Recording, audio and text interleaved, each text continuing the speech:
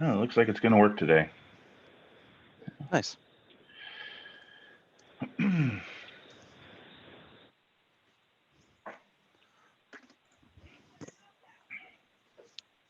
Justin, your order's ready. Justin Ford, paging Justin Ford. Your Yeah, order is ready. It's ready for pickup right now. Get your butt down to San Diego. You don't even have to go all the way to San Diego. You just have to get to Carlsbad. And anyway, we are live, I think, and it is Saturday, 27th of June, in what has been one heck of a year so far, 2020. I hope I don't end up as part of some historical record in the future, but that's fine. And this is Office Hours. It's been a couple of weeks since we've done one of these, month or two, and I've got with me today Dan Hammond on camera. Morning. Brian Sykes on the phone, calling in from Alabama, right? So. Yep. Alabama, presently on the way to Costco for weekly grocery shopping. So good time for office hours. Nice. How far is a Costco from you? About a 20-minute drive. I'm in Madison, which is like the only suburb of Huntsville. It's like west of Huntsville, and the Costco is in North Huntsville. So got a little bit of a freeway trip, but no big deal. Cool. Traffic's basically non-existent and has been basically for the last 4 months. Nice. Yeah. So how have you guys been? We haven't done an office hours in a while. I haven't talked to either of you too much lately. So how's things going in your guys' corners of the world? No complaints. I'm trying to figure out the plausibility of playing in both nationals events next month and trying to get decks built. And it's a lot, but I have a really good idea for a 1E deck. I'm not sure if it's actually good, but it's going to be at least fun and maybe a little bit surprising. And, you know, that's the sort of thing I'd want to take to a major. So hopefully I can find a way to make this work. Cool. Yeah, I'm not going to play in the 2E one. I just can't do two at the same time, really. And I'm going to play in the 1E one, and I have my deck already done. Yeah? Yeah, well, I mean, I don't really mind giving this away, but the Squire's Rules is like the single greatest card ever for like, I'm in a hurry and I need to build a deck, or I want to test this deck to see if it has legs without really worrying about building a dilemma pile for it. So just being able to grab the Squire's Rules and some fun dual dilemmas and go to town. It probably is not going to win anything, but it'll give me good data on whether the deck is doing what it's supposed to do, I think. Yeah, I played in the release event with the Squire's Rules that Brian ran, and it's definitely a little different. But I will say, if you're looking to like decrease your mental cognitive load for a game of 1E, that's probably the single best card for doing that. Like sometimes the Squire can be really in your favor. Sometimes the Squire can be very cruel. I experienced both over the course of my 4 games. But yeah, not having to think about, dilemmas definitely decreases the mental taxation rate of playing a given game of 1E. So if that was the design objective, it is like mission accomplished with 2 thumbs up. It was one of them. It was that, it was ease of deck building, and it was demo. Because it's great for demo decks. It's just, this card says shuffle these up, put them under the missions, and play. Can get you there faster. I've also found that there is, and I think that this is one of those times where we aimed it to be good, but not like top tier, and it landed right.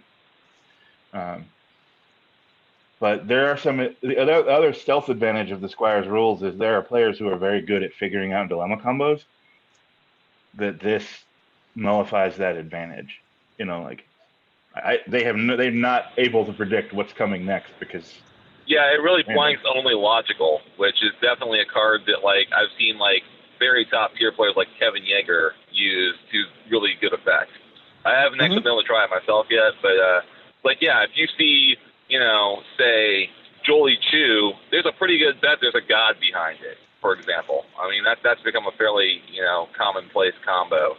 Or if you see like a big attribute wall in space, chances are there's Cytherians behind it, so you can get a whole bunch of people trucking down the space line instead of solving missions. I mean, so yeah, Squires definitely shuffles the deck literally on that.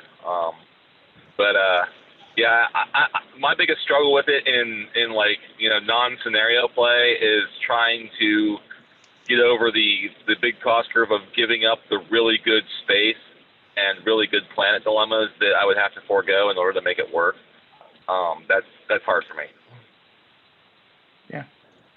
Do you think it's been around long enough that it's been solved for, what are the good dual cards? I think ordinarily in a normal year that probably would be true, but I think there just has been such fewer amount of people building and playing decks, or at least playing decks, that no. And one of the advantages of that card is that every time you put a new dual dilemma in the game, you shake up the math on it too. And one of the things Project Londo is doing is adding several new dual dilemmas to mix things up. So, I think it's going to be one of those things that I don't know that it is going to be solved for a while. Just 2020's difficulties notwithstanding, it's very new and different, and there's so many, 18 different dilemmas can distribute,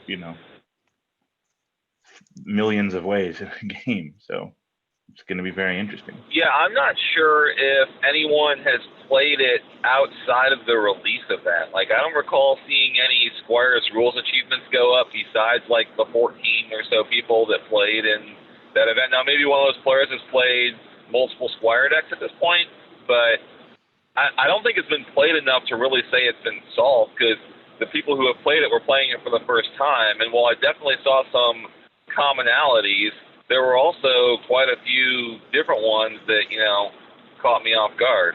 So, and I was able to catch a couple of other people off guard. Like, for example, in that release event, I broke Chinese Finger Puzzle out of the binder for the first time in 20-some years, because I was expecting people to be running original series Android decks. And in 2 of my 4 games, I ran into that. Now, unfortunately, because random distribution, the Chinese Finger Puzzle never landed, but it was definitely a good meta call for that particular scenario. Now, would I run that in a normal tournament? Probably not, because there's not a reason to believe there's going to be Android decks all over the place. That's awesome, and I like the meta call you can do. Even though you can't line them up properly, you can still throw a few things in there that you never know. Yeah. And there's definitely space to play around with, like making a Trelane in the future, or Trelane themed cards that somehow interact with the Squires rules and let you do things like, okay, now you can seed one dilemma where you want it and the rest get randomized or something. There's opportunities there. I mean, no guarantee that will ever happen, but all I can say is give me all the William Campbell. And we need more cards of William Campbell, because he was great in both of his appearances. And I think we have a Koloth, and we have the Squires rules, and that's it. Like the Tui dilemma, a Royal Hunt, would be a great image to put on the card in 1E, like with William Campbell chasing Kirk around with the sword and everything. That was just high quality entertainment. So there's definitely some design fit there, I'm sure. Yeah, one of the personal was like, I wish we could do another. We didn't get to do a Koloth in Project Londo because Captain Koloth was the one Klingon they made, the one named Klingon they made. So we had to we focused on the other ones. But yes, there's a DS9 Koloth, and then there's Captain Koloth. But yes, give me more William Campbell, because I think that there is future for more Trelane cards. Maybe someday down the road, you'll make a card that seeds on your Q Flash and lets you put Trelane cards in it or something. Or lets Q Flashes work with Squires rules. That would be fun. How about you, Dan? How have you been? I've been super busy. What with the current environment and people wanting to buy robots to test for COVID-19. So there has been no end in, there's been no relief.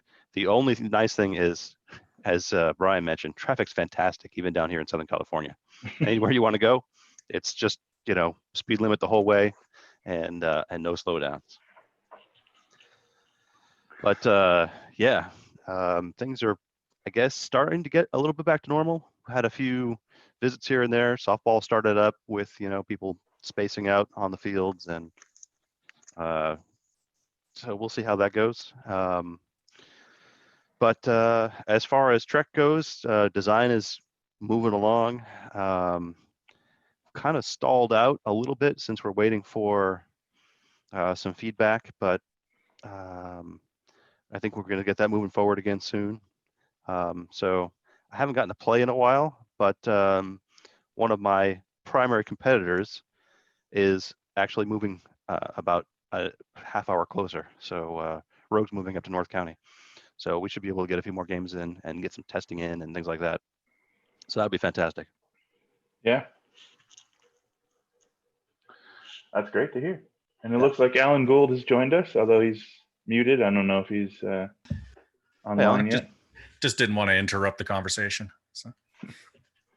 Excellent. So we were just discussing how we have been in our corners of the world, personally and with Trek. So. Well, personally, things are going fine because I worked remote before times. So all that's changed now is everyone else is home with me, which we're doing okay.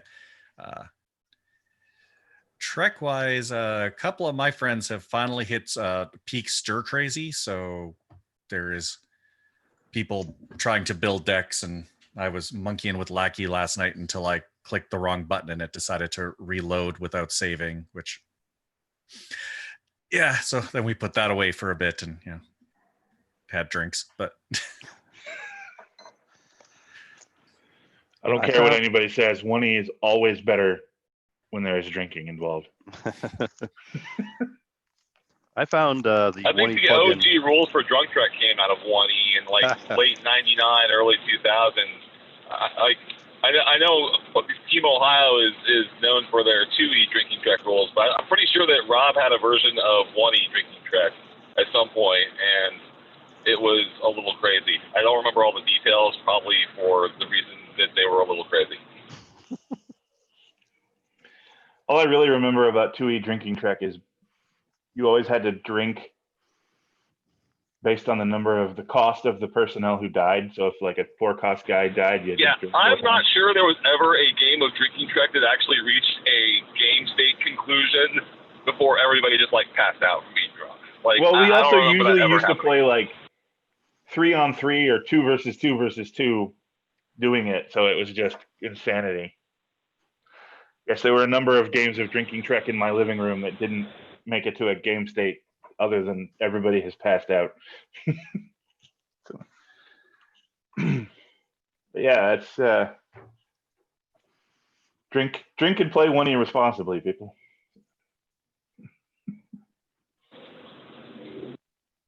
I had a couple drinks when I was in Atlanta last year for Continentals because we were playing in a hotel, and my hotel was 2 blocks away, so I could get away with it. Were you able to stumble back successfully? Oh yeah, I don't drink all that much anymore, so it's Okay, so you're able to walk back successfully. That's probably better. Yes. Okay, so we're here to talk about 1E mostly. I don't have anybody in any of the chat channels saying anything. So you guys, are the 3 of you all on solo? I don't remember. I'm on solo. Yeah. Alan, are you on solo? I think, am I on the other one? I think you might be on the other one, Alan. I don't remember. No, I'm on Rogue, right? Yes. Okay. So you're doing. I wasn't popular enough to get on solo. So I haven't talked about this too much yet, but those are the next block sets. Project Rogue is classic films and the TOS parts of Generations, and Project Solo is the next generation films. Probably mostly Nemesis, but Yeah, that's a good guess. but those will be hopefully they're designing, they're starting up right now, and hopefully moving into testing and releasing next year, late next year. So that's gonna be exciting. I'm excited to get like a full-on Riemann, Kratos, Xinjiang, a genocide homeworld deck. So It's been a while since we've looked at them, right? Because we had some things in the file from way back in the day, right? So when we originally laid out block, the first block was supposed to be TNG. What TNG was basically the same, and then a follow-up set.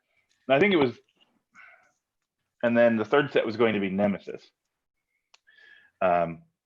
But we realized midway through designing of TNG that was really not going to work well, because none of those cards would work with other TNG mechanics. So it was changed to do TNG Romulans, and then just a third. That third set went through a lot because it was originally going to be Q themed, and then everybody was like, "Don't do Q cards. We hate Q cards. Q is stupid. Let it die." And then it became Nemesis, and then we were realized, wrong. well, I'm not debating anything like that. That was just the answer at the time, 10 years ago, 8 years ago. So. But yeah, so this would be, and then I think Nemesis stuff went back into a file at one point. It might have been in Metamorphosis, Alan. I know we printed the generic Riemanns in there.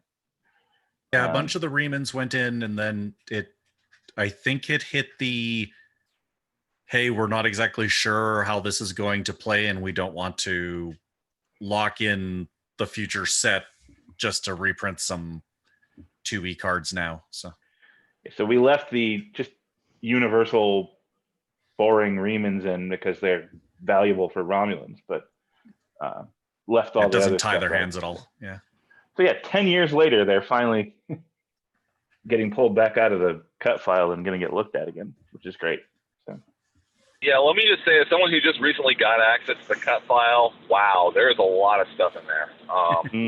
Some of it I think has some real potential. Some of it I can see why it's in the cut file, but I definitely like the approach that some people have taken over the years of go big or go home, and if they went a little too big, that's okay. But yeah, just reading some of those card texts, I was like, bonkers, crazy. It was fun to read. I enjoyed it. I still poke around in there a little bit, looking for ideas. I'm willing to bet that 2 out of 3 of the cards that you said were bonkers are going to say Sir Dan next to them. Yeah. We ought to do a unglued set that's just stupid stuff from the cut file. The Jem'Hadar. That was a great card. If you like mini games inside your games. Yes, that was one where I was like, Whiskey Tango Foxtrot. Well, that joke is funnier if you're familiar with Magic's history. Yeah, no, I got the reference, but I was still like Whiskey Tango Foxtrot. And it's worth pointing that Magic is like printed. There's at least one more sub-game card out there. Those I think there's 2. Silver Border. They've printed a couple in Silver Border, but I think Scheherazade is the only Black Border sub-game in Magic. Yeah. I could be wrong. They did so much weird stuff in the early days.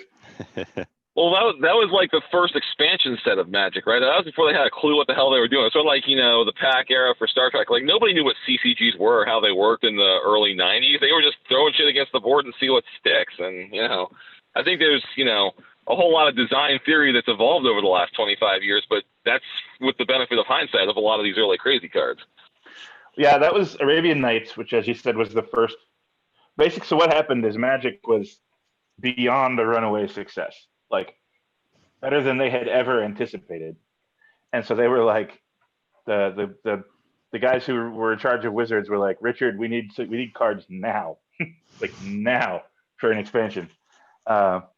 And so he did public domain. That's why it's Arabian Nights. He literally that whole story is in the public domain. So it has Aladdin and the genie and all those characters in it. Scheherazade, of which is one. So it was just they designed it and put it to print in like no time. So it was particularly bonkers, and they've subsequently learned a lot. Everybody forgets about all the card games back from the 90s that you don't remember because they came out and like, does anybody remember that there was a Survivor CCG? Wow. No, but that does not surprise me. And as a Yeah, CCG, that's not where I thought you were going, Alan. yeah. Well, that's the first one that comes to mind because that one is it's a CC as a CCG, it is awful. It is as a collectible product, it is terrible. As a 2-player game, like you buy this as a box set thing, it ain't bad. Like the mechanic isn't bad. It's just not something that should be a collectible pack thing in any way. Well, Survivor came out in the late 90s. I mean, there was almost a decade of CCG design work done at that point. Like, I thought you were going to go with, like, Spellfire or SimCity or the Civil War game I can't remember the name SimCity's of. Awesome. As a CCG? Well, as a math exam, as a math practice, yeah. Okay, well, that's fine. But, like, SimCity lost me when they made double-length cards. I couldn't fit them in my binder. I'm like, what am I supposed to do with these? Like, there's nowhere to put them.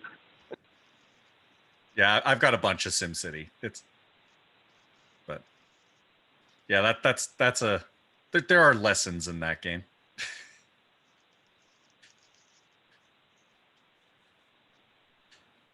Does anybody remember the name of the Civil War CCG that came out in the mid-90s? This is bothering me now. Like, No, that's because there's Anachronism, but that's the 5-card one, but that's not Civil War. Yeah.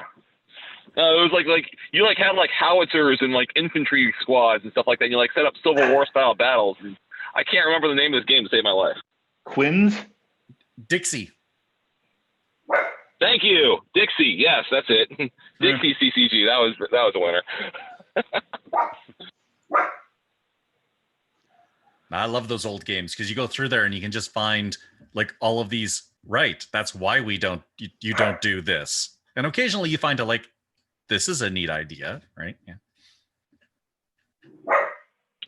Yeah, the one game that died that I was really sad to see die was Deadlands CCG. That game was amazing, and the cards were fun to collect too. Anybody play that? Yep. Fantasy Flight did another run at it a couple years back.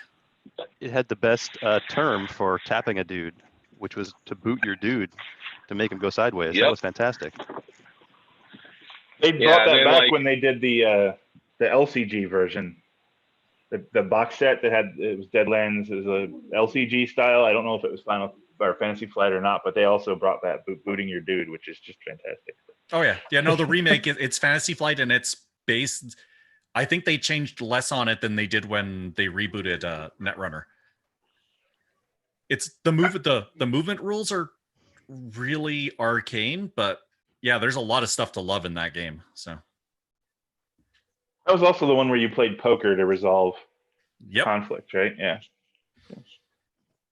Yes, and you could use like any number of cards in your deck that all had a value, and you could like have like 5 of a kind, but then there were like cheating cards. So if you didn't have like a legal poker hand, then like bad things happened to you. It was amazing. I love that game. Like I played it my entire freshman year of college before I really got into like Star Wars and Star Trek more than I already was. But yeah, that was like a dorm favorite. 1998, 1999 era. That was good times. Well, and it was multiplayer, and good multiplayer CCGs are gold.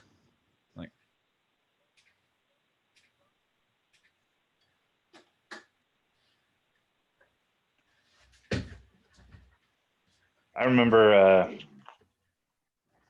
I think it was obviously later, but the one that I always liked that never really took off was the Harry Potter one. Did you ever play the Harry Potter CCG? I think it was WotC. There was a Harry Potter CCG? Yeah. The lands, instead of lands, you had classes. So you would play like Defense Against the Dark Arts, and that provided you with a Defense Against the Dark Arts resource that you could use. And you had all those. It was fun. So game. I like the Buffy CCG too. That was a fun game. That one was good. Man, I think that one got Runaway though, didn't it? It had that power creep problem.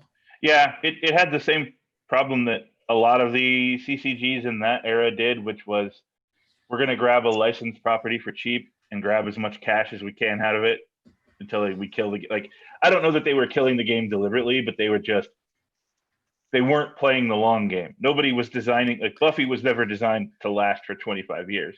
They were like, let's milk this while we can, and then gone. You know, the My Little Pony CCG would be a good example of that. They grabbed it and it started out balanced, and then they put out a set that was traditionally the traditional. This is now garbage because we've broken everything, and then they went to like now all the ponies are 2 colors, and then it broke and went off the rails, and you've seen that story through a lot of CCG's lifetimes.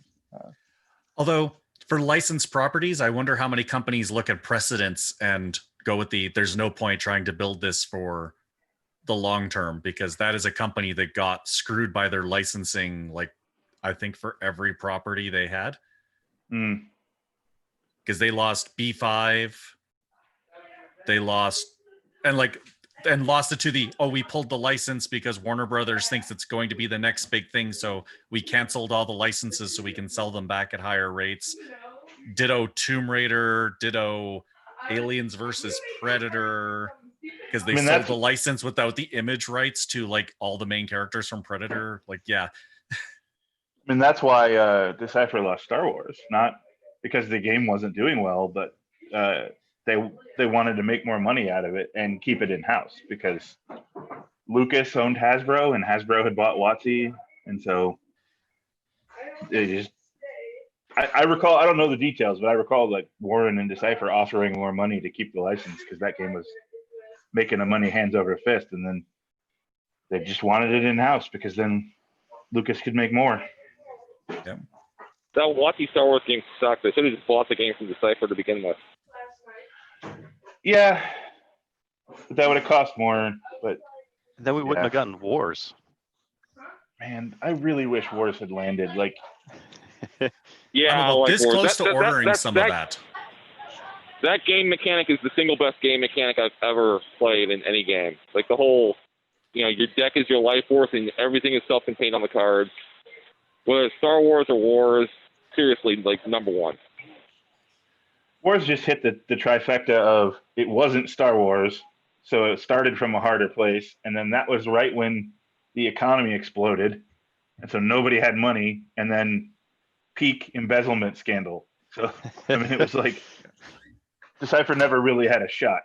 But and how many it's not licensed, and how many games have gone the distance that aren't tied to some sort of property? You got Magic, who got there first, so I mean their property is CCG. Yeah. Maybe L5R? Yeah. And they own their property, right? So like, yeah. I mean, L5R lasted a long time and then it got rebooted. And I don't think it's doing particularly well for FFG, but yeah, there's not a lot of original property CCGs out there. Magic is pretty much it. Yeah, I think the original L5R is the one game that looks like more of a shit show to a passerby than a game of One-E. Like, you just walk by and see 2 people playing it, and you're just like, what the hell is even going on? Like, that's the one game that beats One-E. Yeah, it doesn't have the footprint that One-E has, though. It doesn't have, like, 2 tables worth of cards all stacked on top of each other.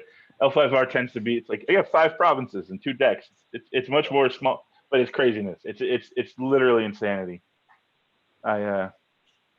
We had bought a bunch of, my roommates and I in college had bought a bunch of L5R and 7th Sea. That was a good game too. 7th Sea on eBay, and we were like, was that with the miniatures or was that before the miniatures? It was before the miniatures. This is a card game, AEGs, and then we were like, we had been playing for a month or 2, and we were like, hey, there's a group that plays at this game store, and so we showed up with our mishmash decks, and these guys were like, cool, we love to have new players, and then destroyed us. Like, didn't even try to like be nice to the new guys. They were just like, here's my $2,000 well-tuned L5R deck that destroys 3 of your provinces on the second turn. It's like, cool, never coming back here again because you guys are a-holes. Like, Nice. it's the first rule of demoing a newbie is that you at least give them a good game. You know, you don't necessarily have to job to them, but you don't demolish them on the first turn. Was this a tournament or was this a demo? It was just a casual get-together game. It was like, we play L5R on Thursday nights, so. Yeah, it seems a little odd. Like that reminds me of the what was it, the quote demo I got of the WWF wrestling game a number of years ago, where Raw Deal. It's like, yeah, Raw Deal. It's like I had a demo deck, and like someone like had their tournament deck, and he's like, you know, turn 2, all my cards are in my discard pile, and I'm like, okay, well, I guess I lost. This game sucks. That game had some good mechanics in it, if I recall. It's been a while since I pulled them out. Yeah, Raw I Deal wouldn't wasn't know. bad. All my cards are in my discard pile. Yeah. Raw Deal had a similar. Your deck is your life, basically, and if to win the match, you had to deck your opponent, and I think you had to have played a pin card, otherwise it was a disqualification. I don't remember, but it played in similar space to Star Wars, with like, here's your life is also your deck. So as you're getting, Didn't it have a thing where your discard pile fueled stuff? Because it had that weird, like, I got punched around, like to do that Hulk Hogan style. I got beat up, I got beat up, I got beat up, flex, flex. Yeah, there were every wrestler had a slightly different take on it, but yeah. I never played a ton. I had a whole bunch of like, let's buy a couple starter decks of this CCG and try it out.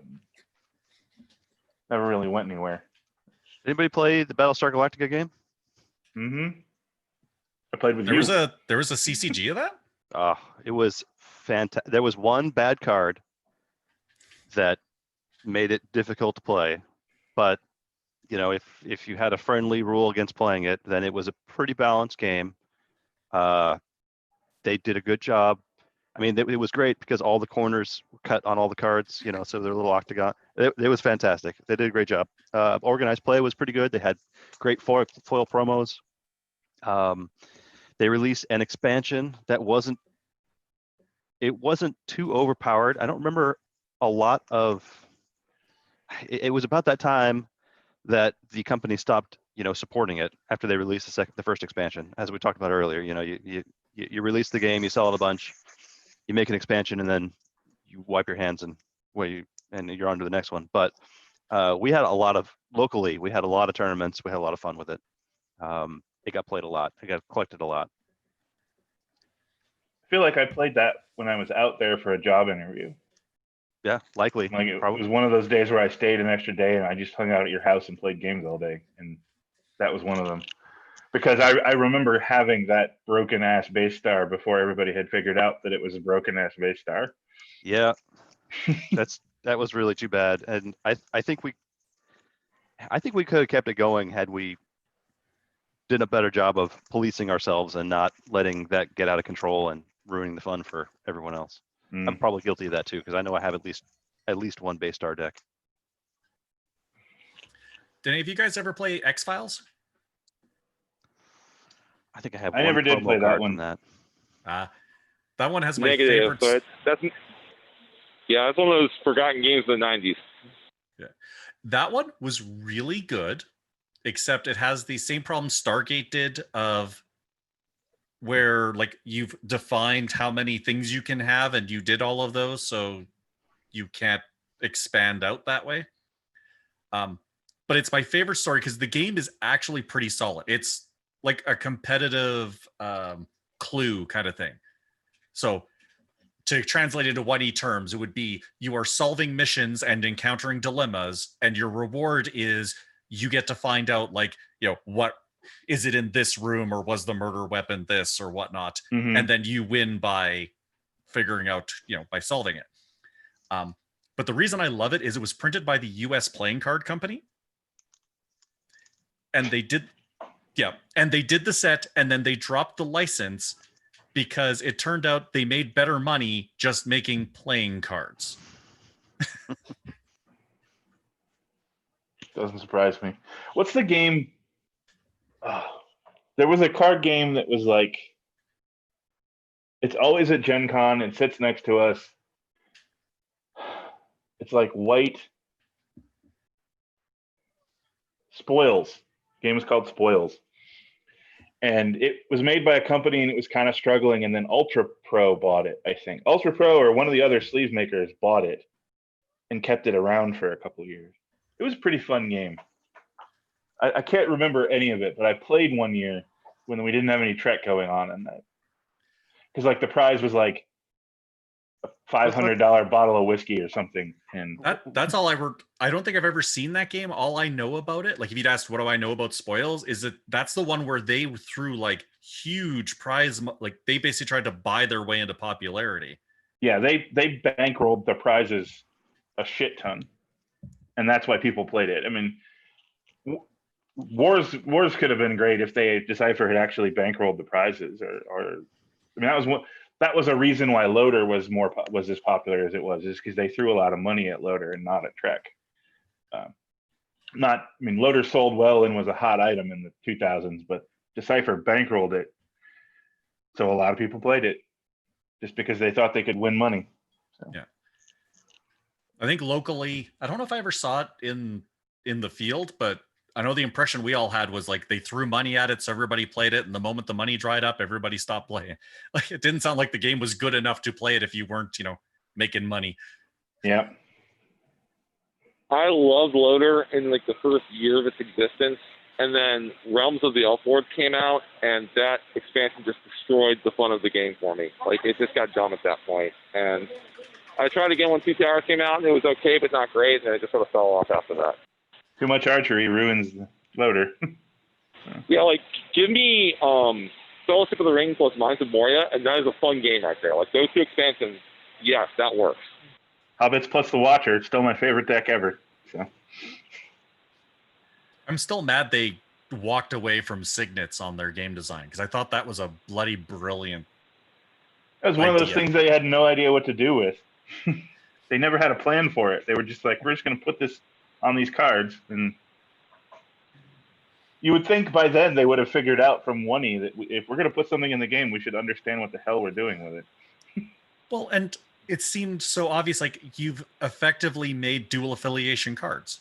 Like you can trigger off this icon or other icon, and I chased Dan away. I think he might have crashed.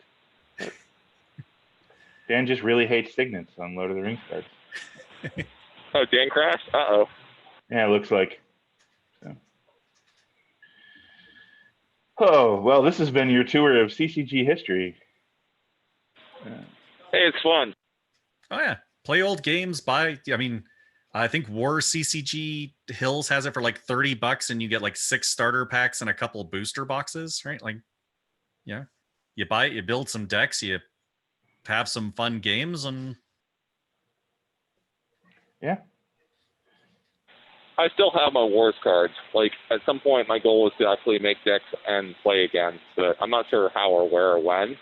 But I have enough cards for at least a couple fun decks, so sure, why not? I think one of the problems with Wars too is like that one of the coolest things, the I can't remember the name of them, the kaiju robots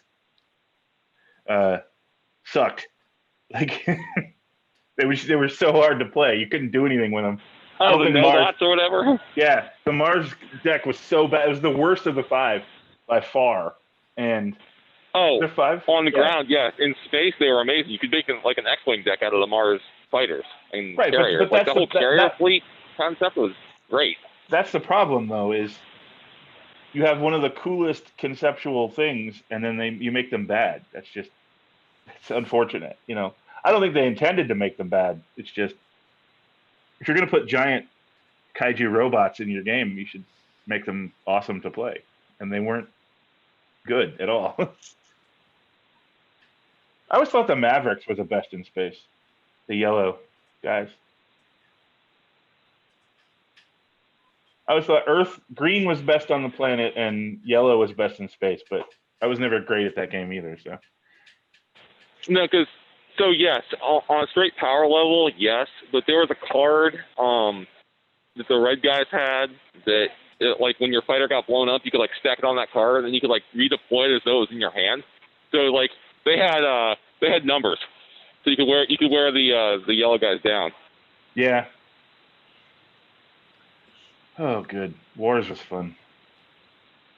I remember that the year that they released it at Gen Con, I didn't go to Gen Con. And so my couple of friends and we went to, you might have been there, Brian. I don't remember. Decipher I was had there in released, 2004. Yes. you were at Gen Con? Yeah. So a bunch That of was us one of went the to years I did awesome in Worlds until day 3 and then bombed out in the first round. That was like the start of my streak of making day 3 and then failing in the first round of day 3 every time. The year that they had released Wars, they put out printable demo decks, and I remember printing them and going to our local game store and playing all day because we were sad we couldn't go to Gen Con. I think I still have some of those printable demo decks, like still kind of, because like unlike the real cards, they had like the total square edges because they were basically pieces of paper. Yeah. And I know there was a yellow deck, and I think there was a Quay deck, the gray guys. Like those two, I remember. So yeah, that was good times. That was also a very draftable game. I remember, Charlie, for VMC one year, we did like a Wars draft tournament that was a lot of fun. And yeah, like, that was one of the things Decipher had done well, was designed it to be drafted. Which, like playable drafting makes starters you money. plus boosters, and yeah, you could actually like draft for the factions, and it worked well. Yep. And And drafting. by that point, everybody figured out draft was a thing, right? Well, draft is what keeps game stores open and selling your product, because that's why Friday Night Magic is a thing, and that's why, Magic keeps game stores open because you're selling 3-packs in Friday to however many people show up, and so Decipher was smart to make it draftable. But like I said, they were starting from 20 spaces back, and they had a hard road to get that game to survive, and yeah, it's unfortunate it didn't, but because it was a fun game. But The one I'm sad about, go ahead. is Jedi Knights. I kind of I went fishing for, because I have a very little bit of it, and I went looking, and that's the one that, it's the old game that you can't find boxes of anymore. Yeah, it's like Jedi Knight's expensive for some reason. If you can't find I it at heard all. Print Run. They just didn't make much of it. Yeah.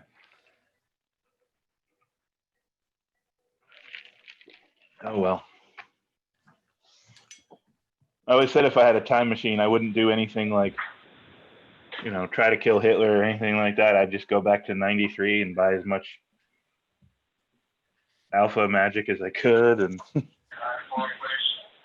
yeah, I remember there was a game store not too far from my grandma's house where I would go to buy Star Trek cards, and for the longest time they had like a Black Lotus for $200 and Moxes for like $125 a piece. And 15-year-old me had nowhere near that kind of money. But looking back, man, if I had just like talked my parents into buying those cards and then just like sat on them for 20 years, we'd be like this right now. Mm-hmm. Oh heck, I'd go one further. You show up because like Wizards of the Coast wasn't making like big bank before Magic took off. You go, you show up with your suitcase of money and buy yourself like 15% of the company. Well, they were struggling. Like they were headed towards bankruptcy, and they were in lawsuits. So yeah, if you had showed up with a suitcase full of money in 1992 and just bought WotC, yep, man, you'd be sitting pretty. And you get to do a couple things like, no, we are going to support Netrunner. Yes, we are going to print. Robo Rally is going to stay in print forever. Yeah. Mm-hmm. That's I what played Robo Rally in the mid '90s. It was hysterical. I love that game. Like it fell off the earth. I don't know what happened to it, but that's what Richard went to WotC to pitch. He went to meet them to pitch Robo Rally, and he's like, I love this game, but we don't have the resources to print it. I can print cards. And so Richard had been working on what would become Magic. And so he went away and came back, a couple months later and was like, here's this game. And the guy who was in charge of WotC was like, I can print cards and I want something fast you can play between role-playing sessions at cons. And Magic. And wouldn't it be nice if people only spent if they would spend $40 whole on Magic cards?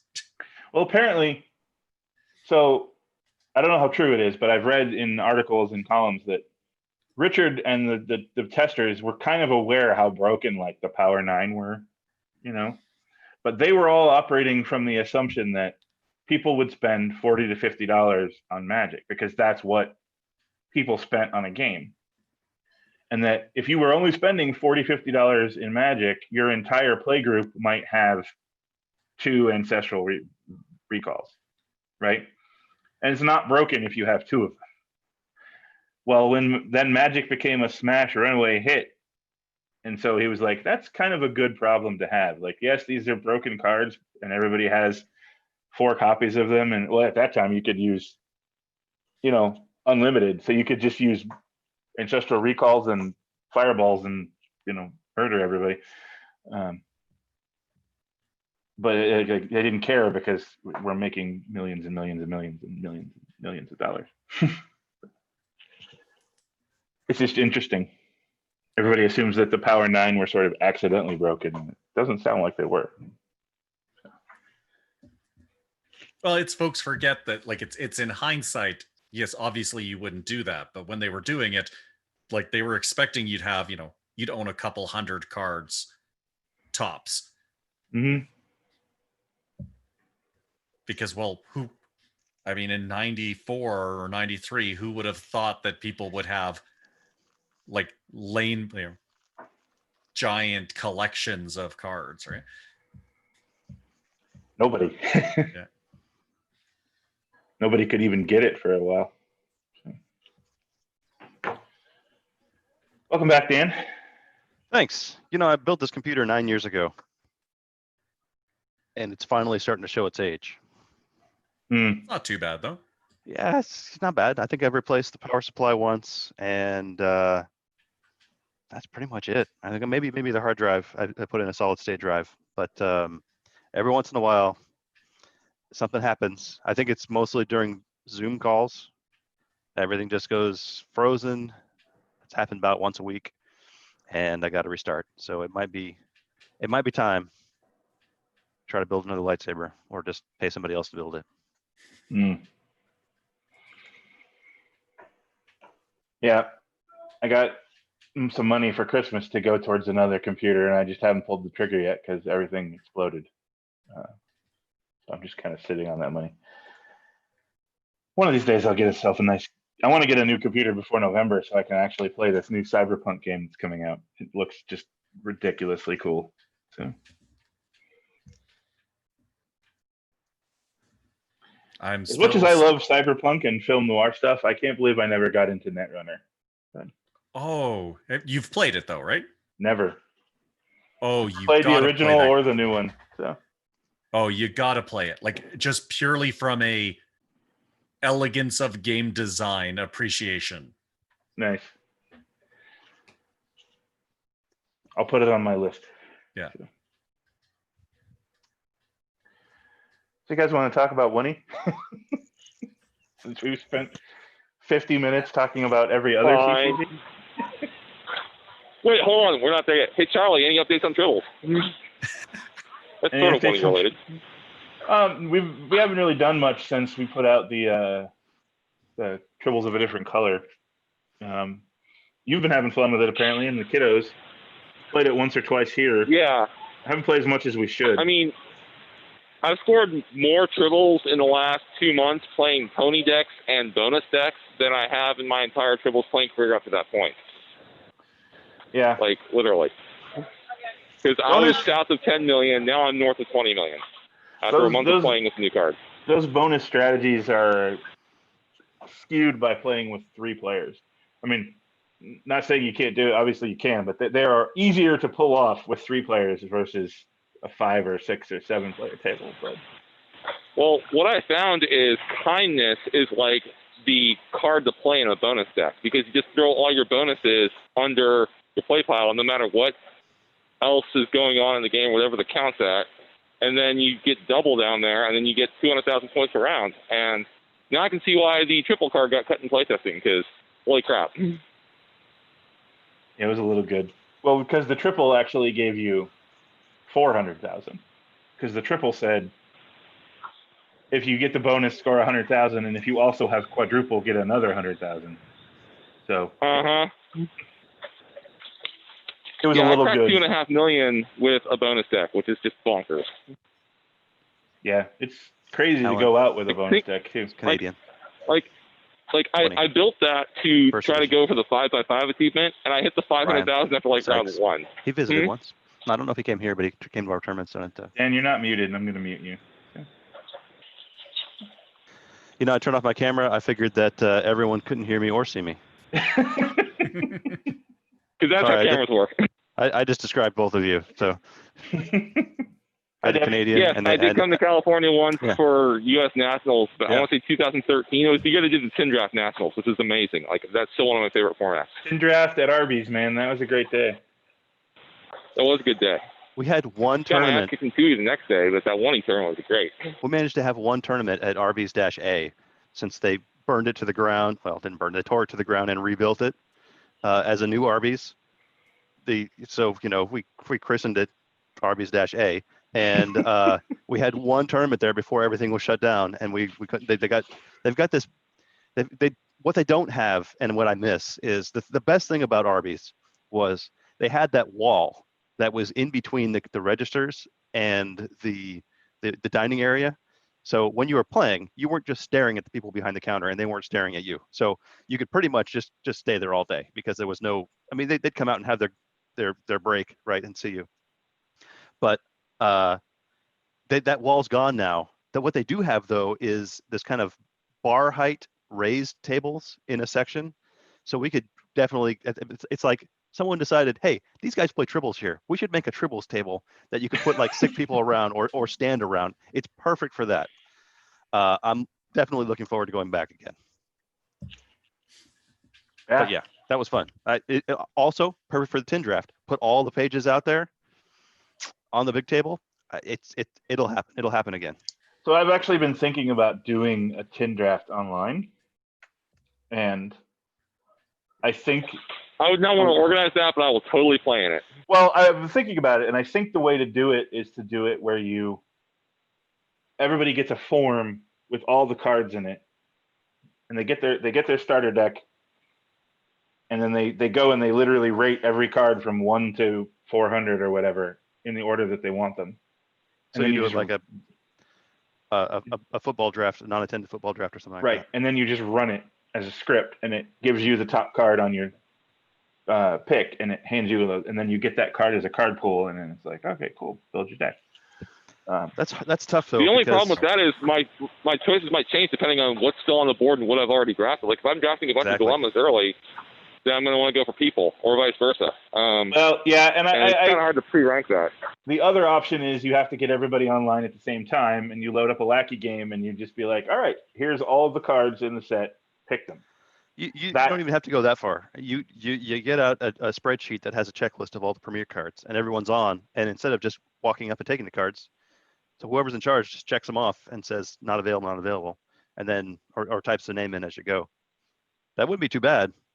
Yeah, and I suppose if you did that, it wouldn't even have to be live. You could just be like, Brian makes his pick. I think I actually did something close to that while we were in San Diego, because I remember like trying to like track the drafts, and I got like 99% of the cards in order, drafted by who drafted what and everything. Yeah, like I was filling out a spreadsheet as we were going. Well, but the other I like that because then you don't have to even be live. You can just Brian picks, and then I send an email to Dan, and it's like, all right, Dan, you have 24 hours to make your next pick, and Dan picks, and then it would take a long time to draft, but. Do 10 rounds or 20 rounds or however many we ended up with. Yeah. And then I like the idea of doing that with everybody like on Zoom or whatever. Mm-hmm. Like, you have like draft day, and then like tournament starts the next day with first round pairings or whatever. Yeah, but that's hard with all the time zones for an online tournament. But it's certainly an option. That's true. So yeah, I guess if you put like a 2-month time frame around this tournament, where it's like month 1 is draft and month 2 is play, so like pairings kick off August 1st, so the draft starts July 1st. Everybody should be able to get a deck drafted in a month. That would be doable. Charlie, if you're serious about running this, I will totally play in it. I'm dead serious. All right. Well, I may put it in later in the year. So. And we've got the tools to say, if you pick these cards, we'll send you the silver border cards because we've got them. That would be fantastic. Oh, nice. Yeah. Like you get to actually keep what you draft. Yeah. draft. Yeah, that'd be pretty cool. I mean, that's the way it works in the walk-up game, right? You bring your virtual deck, so it's, I don't want to say worthless, but you can print that a copy, but you get to actually take home the silver cards. That'd be fantastic. I think I would do that too. That sounds a So- lot of fun. All right. Couple suggestions I would have: keep the starters limited to TNG, Finest Crew, Galeron Klingons, and Chess Game Romulans, and then also give everybody a Q's tent and like 3 Q's flashes, like and an AU door as like a starter pack. That way, everything is playable.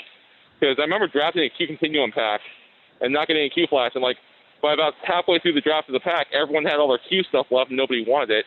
There's a whole bunch of useless cards. Like. Well, yeah, So I'd probably give everybody 2 Q flashes. So you could use one as your seed and one as your under, and then if you draft a third one, good for you. You get a bonus. So Then again, would you draft packs, or would you also draft, or would you just like give out packs? Like say, here's 2 packs of Spirit, 2 packs of AU, and 2 packs of Q. You go with whatever you drafted in the tin draft. No, I think I would draft the silver tin and then do sealed for the rest of it. So you get your starter up front. You get a randomly assigned starter, so you know what you have going into the draft. You draft the tin, and then you get 2 of pack, and that's your card pool. And Okay, would you start everyone with a random SOG card too? Because that was a lot of fun. maybe that was pretty fun. Yeah.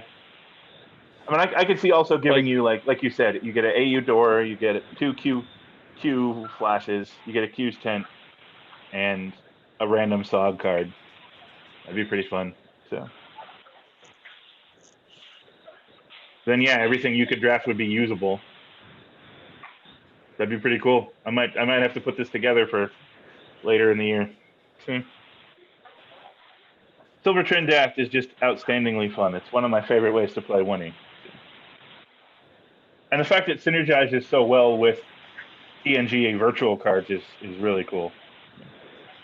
Yeah, didn't we draft virtual packs in San Diego too? Like there was like the TNG block packs that I think Dan made. Dan, am I remembering this correctly?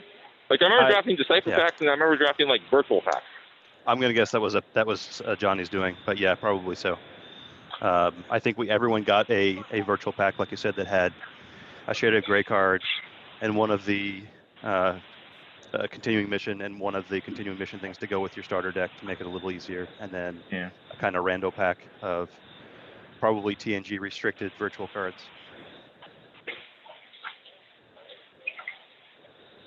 Yeah, like I remember drafting like a Captain's Holiday out of a pack, and I'm like, that only is true if there was a virtual pack being drafted at some point. Yeah.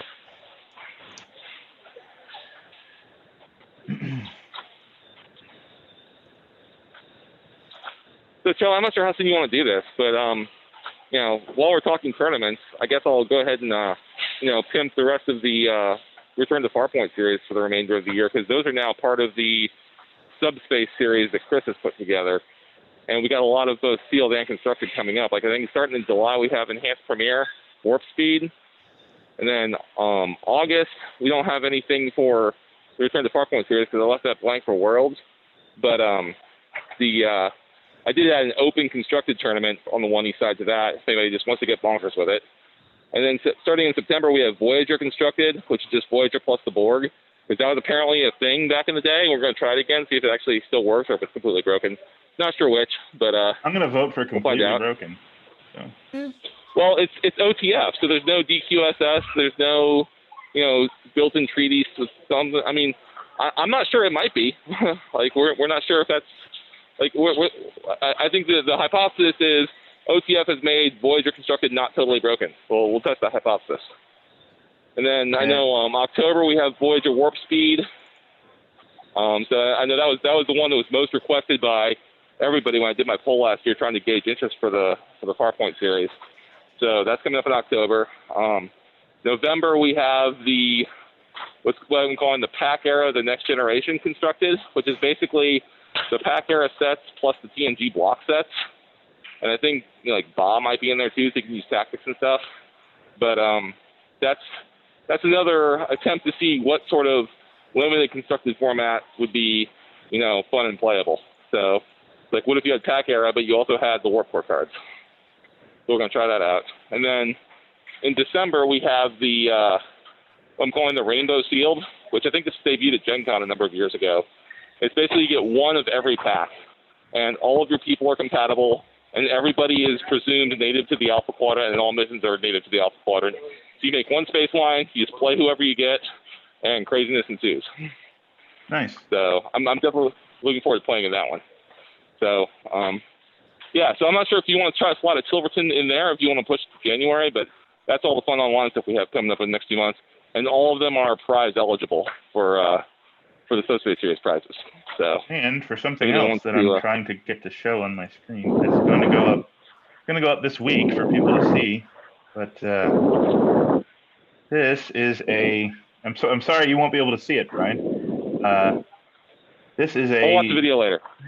VP promo of Telos 4 using the art. The Telos 4 from the cage uses the remastered art. This virtual promo uses the original art of the planet from the pilot. And it's. Oh, did that get made? Those got made.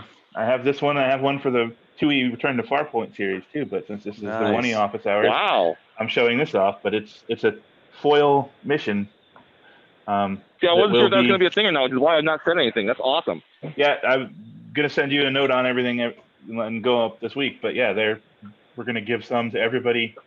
Probably 2 for Talos tournament, and then put some in the raffle and put some in other various places. But That's fantastic. Foil missions are the best, especially ones with big pictures on them. Those are great. That looks great. That does. yeah, Johnny was like, I don't know how you feel about the old school art, and I'm like, I love the old school art. I think it's great contrast between the two. Yeah. I didn't even know it was in the works, so you surprised me. That's awesome. So big props to you and Johnny and whoever else worked on this. That's great. Yeah, it's just Investigate Quarantine from the cage. No changes, just a different picture. And the one I'm showing on the stream has the watermark on it, as is traditional, but the promos won't. And so if we do return to Telos 4 in the future, we will have these available to use for it. And we'll make it retroactive to the start of the year, so everybody who's played in it will be eligible to get one. And yeah. And then we also have Subspace Foil promos that are going to be shown off this week as well. So. Cool. I will. Sorry, you can't see it, Brian. I'll text you a picture of it. How about that?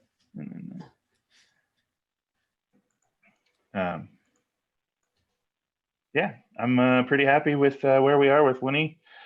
We got some cool projects coming soon. Hey, Charlie. Sorry, I was on mute. On the distribution of those things, is that something that's coming out of the warehouse? Like, is Dan handling the distribution for the Farpoint foils? Most likely, yes. So. Okay, awesome. Because like I can distribute them, but if it's already being handled, then I'm happy to defer it to you guys. They're not printed yet. They're going to get printed in this next big print run, but they should be available by the end of July. We can start sending them out. So we'll just set it up. Awesome. Thanks, guys. I'll get a hold of you and we'll work out a way to distribute them, like how you want to give them out, and then we'll go from there. Sounds great. Dan was going to say something. Is there anything else that is going up in a couple of days, Charlie? On the 6th, the first Monday, we will be showing a whole bunch of new stuff. There's a big printable update coming. There are new tournament promos for the first time in 12 months that are going to be on the promenade that people can requisition. And those are going to go up. That set's going to be really fun because the 1E tournament promo series O is all TNG storied versions of non-TNG cards. So, because right now we're doing this public playtest of this TNG card pool, and I'm very excited about that. The early results are good. Obviously, we'll see more when the tournament's over and debrief everybody, but I heard TNG Borg are really good in that format. TNG Borg may be a problem. May need to be dealt with. But yeah, it's going to be 9 new TNG cards. AIs would be awesome to see. And 2E promos are pretty great too. don't want to throw them under the bus, but yeah, They have Dan's their going to own be. show. They have their own show. Yeah. They don't, but they should. Anyway, there's a big order going to the printer this week, and then those will be going to our people who put cards together, and then those will be going to the warehouse. So Dan will have things to ship to people. Good. That's what you hearing beeping in the background. I've been printing all the orders. So Brian, you got orders coming your way, and Charlie, you got something coming your way. There's all kinds of stuff. Yay! Yeah. Yeah, Dan does a lot of work for us in spite of his busy life. So thank you, Dan. So Yes, we're not thank you. we are not the fastest at getting out stuff, but we're cheap and we're good. So pick two. Certainly. Well, this It's always was fun. to get those envelopes in the mail that are like, where's it? Like, why did I get something from the States? Oh, I've got like 2 more to do, and then I'm going to be done for today. I'm super excited. Well, I was going to wrap it up, but I can chat long enough No, to get no. you Go ahead. through two. I'm thinking next week is the 4th, and so we will take that week off. But then we will probably do this time again in 2 weeks. Yeah, we got a bunch of tournaments kicking off on the 4th, though. I know the Nationals are kicking off, and I think my Farpoint tournament, the Warp Speed, is kicking off too. Mm-hmm. So we'll we got 8 go. players for that already. I'm excited. Nice. So we'll be back for another office hours in 2 weeks. I'm going to stick with this time. I think it seems to be a pretty good time overall. The polls have been nice, but I don't get a lot of people voting, and so I'm just going to pick a time that works for me and have people join me. And so we'll do another office hours on June 11th. I'll get that posted after I get this video done. There's some really cool. But July 11th, yes. Sorry. Okay. Yeah, I probably won't be able to make that one. I'll be driving to Ohio that day. That's fair. There's some really fun stuff coming for first edition. Printable update July 6th. Rules update, obviously. Don't think it's going to be much action except for the ban of Access Archives, which has already happened. And then new Do we have new promos. errata coming out too? That depends. My window to get them done is rapidly closing, and I haven't gotten anything from Rules team yet. I'll talk to. Do I need to go yell at James, because I thought we had these ready to go? which ones? You don't need to yell at James. James will get it to me if they're ready. Okay. For which cards? Some equipment. Oh, yes, those ones.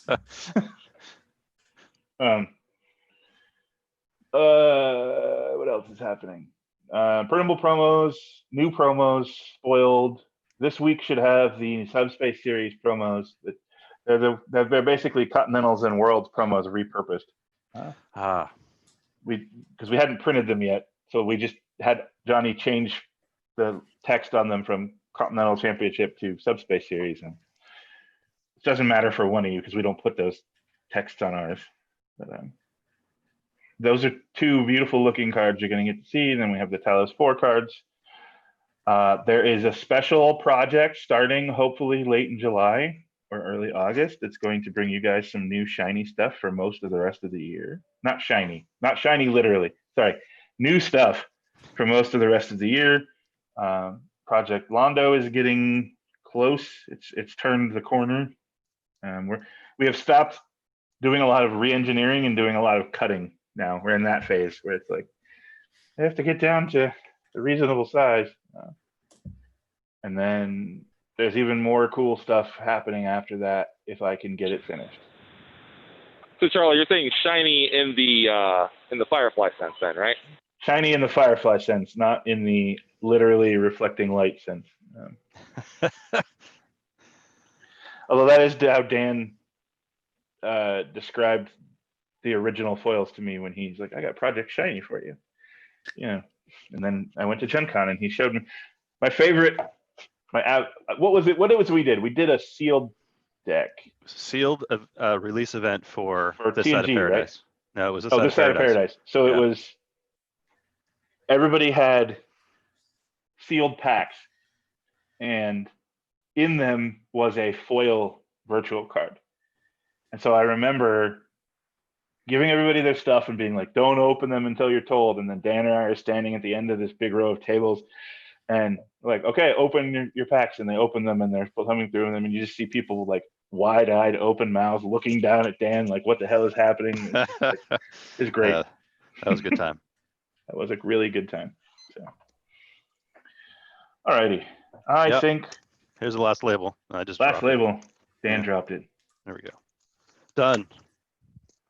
Nice. So if you have something waiting, expect it soon. Yeah. It's coming Big in the bucks. mail. Well, thank you, Brian and Dan and Alan for joining me today. Cheers, Charlie. Well, it's a fun time. Yeah. Yeah, It's we didn't do much one-y talk, but I'm okay with that. We chatted and I think we chatted about every card game I've ever played except maybe Highlander, but you know, that was great. well, there can only be one that we didn't talk about. All right. We'll do this again next I time. was about to say, Charlie. I'll be here. there can only be one that we leave out. Yes. Yeah. All right, I'm going to end the call. Thank you for watching.